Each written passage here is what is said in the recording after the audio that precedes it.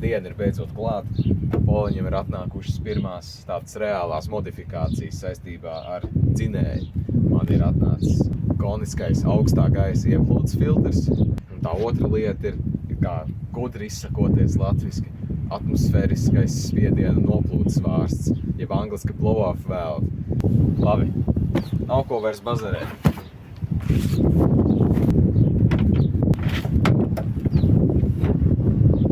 Komplektā, kas atnāca, vajadzētu aizvietot šo cauruli, šo kasti un šo kasti, kam ir tas vēl ieplūdes rezonators, kas papildus speciāli izgudrots, lai mazinātu ieplūdes skaņu. Protams, mans mērķis ir maksimalizēt to ieplūdes skaņu.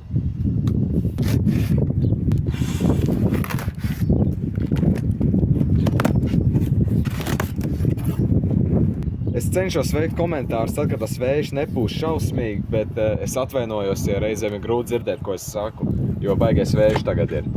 Tā, atverot kastu, ko mēs redzam. Šeit noteikti iekšā ir pats filtrs, koniskais filtrs. Tālāk ir sarkana alumīnija caurule, es speciāli ņēmu sarkanā krāsā, jūs jau zināt par to akcentu krāsu.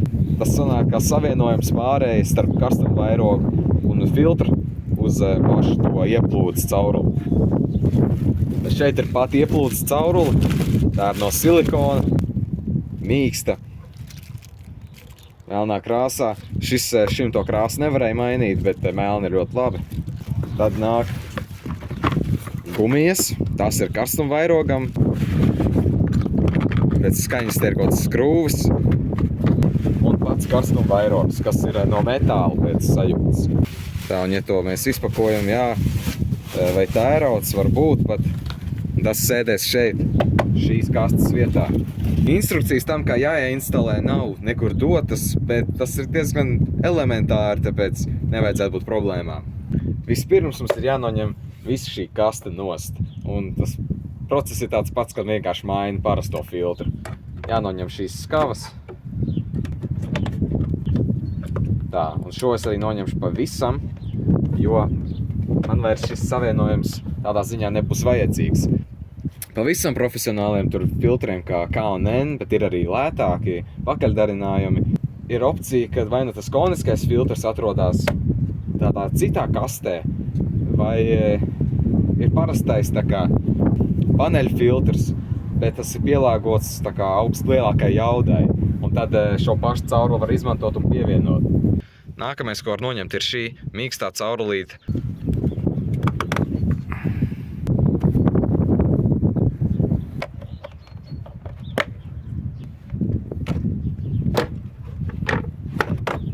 Lūk tā. Bet katrā ziņā es to oriģinālo filtru nekur ārā nemetīšu, tas tāpat paliks rezervēji. Iekšpusē ir arī tāda pats skava, kā šeit visur. Kur tā atrodas šeit. Tā. Un, kad tas ir izdarīts, es iesaku aizklāt to ieplūdu ciet, tā, lai kaut kāda gruži neielido. Jo kamēr pārējo procesu dara, mazums nepamana. Pirms es kaut ko daru tālāk, es pastīšos, kas ir tajā kastītē, varbūt tur kāds svarīgs komponents iekšā. Nē, redz, izrādās viņi paši piedāvā šitos hamutus saucamos un vēl vienu blīvgumiju. Vēl šeit ir mazas skrūvītes, tās būs vajadzīgas laikam pēc tam, un kronšteins. Pats tas karstuma vairogs uzsēžās tais pašās vietās, kur oriģinālais filtrs. Lūk tā. Šeit aizvien tā stiprinājuma un tur aizmugurē. Un tas turās ļoti stingri, jo viņš mazliet piespiežās. Tā kā šitas komplekts esot sadarīgs ar lielai daļai Volkswagen EA211 dzinējiem, tad ir citi, kuriem šeit iet radiatora caurules cauri, tāpēc šeit tie izgriezumi ir paredzēti. Tālāk es uzlikšu jau to silikona cauruli šeit. Visi trīs savilcēji, kas ir piedāvāti komplektā, ir vienāda izmēra, tā kā nav nozīme, kur tu izvēlies.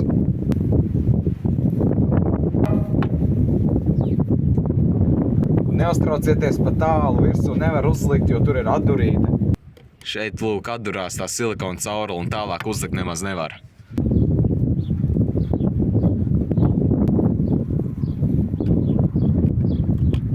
nevar līdz galam pievilkt, vai ir grūti tikt klāt pie tās vietas. To var arī pēc tam izdarīt, kad noņem šo cauruli, kas nāk no turbīnas uz droseli. Jo to mēs tāpat arī mainīsim un ņemsim nost. Tagad es vēršu vaļā šo kasti. Un jā, tur iekšā ir filtrs. Tā, šī daļa, kur ir tā cauruli ir apakšpusē, un tā jāievieto ir pie silikona caurules, un virsū jāuzliek skava, jeb savilcējs. To var iestumt cik vien tālu var. Bet pa priekšu šeit vajag ielikt blīvējošo gumiju.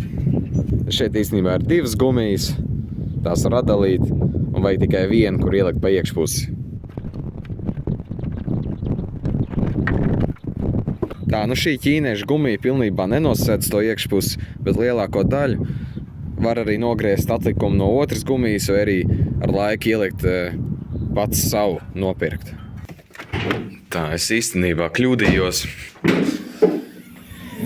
Tās mazās gumijas ir paredzētas tiem izgriezumiem, bet to vienas tāpat atstāju šeit, lai tā cauruli neskrāpējās. Un man bija doma varbūt ielikt to vienu īso biezo gumiju šeit, lai hermetizētu labāk, bet tā tur neiet garām.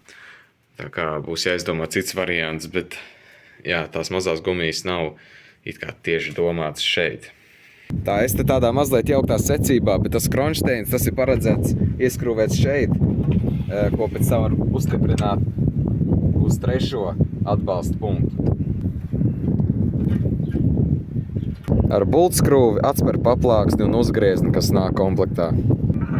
Uzgriežņa izmērs ir 7 mm. Un vēl pie reizes var šīs gumijas uzlikt apkārt tā karstuma vairoga malā. To, kas ir liekas, to var droši nogriezt nost.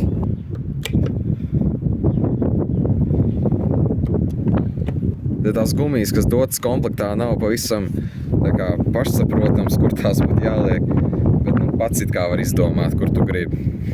Tā, tagad gan var likt virsū. Tā no bildēs šim flancem it kā būtu jāsēž tuvāk te ieejai, bet kā viņi to paredz, es nezinu, iespējams te var kaut kā pabīdīt, lai sadar labāk, bet tas baigi neko tāpat nemaina. Tikai tas, cik ļoti noblīvējās, bet te var ielikt biezāku blīvi, tad problēma ir atrisināta.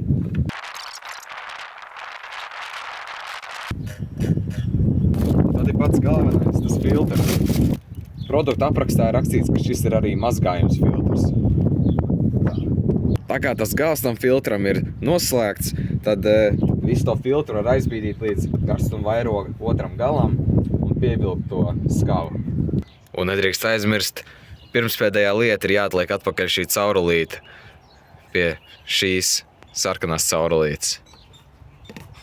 Man šo nācās pagriezt mazliet leņķī, vispār tam te ir stiprinājums, bet man tas pirms kādu laiku jau bija noplīsis. Tā kā es to varēju pagriezt. Bet ar laiku šo caurulīti nomainīšu tā, lai šis stāv tā, kā tas bija, un nav tādi asi locījumi. Tā. Tas tagad ir stingri vietā, un manuprāt ir laiks pirmajam testam, pirmajam skaņas testam.